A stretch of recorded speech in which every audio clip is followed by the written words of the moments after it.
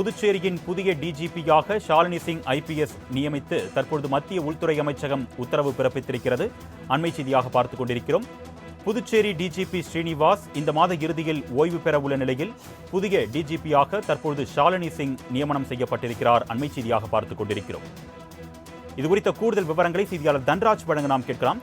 வணக்கம் தன்ராஜ், இந்த நியமனம் தொடர்பான கூடுதல் விவரங்கள் சொல்லுங்க. கண்டிப்பாக, அதாவது புதுச்சேரி மாநிலத்தின் டிஜிபியாக ஸ்ரீனிவாஸ் கடந்த ஆண்டு ஜூன் மாதம் பதவியேற்றார். இவர் இந்த ஆண்டு இந்த மாதத்துடன் அவரோட பணியானது நிறைவு பெறுகிறது. இதனையடுத்து வரும் 1ஆம் தேதி முதல் அவர் இந்த பணியிலிருந்து ஓய்வு பெற உள்ளார். இதனையடுத்து புதுச்சேரியின் புதிய டிஜிபியாக ஐபிஎஸ் அதிகாரி ஷாலினி சிங்கை மத்திய உள்துறை அமைச்சகம் நியமனம் செய்துள்ளது.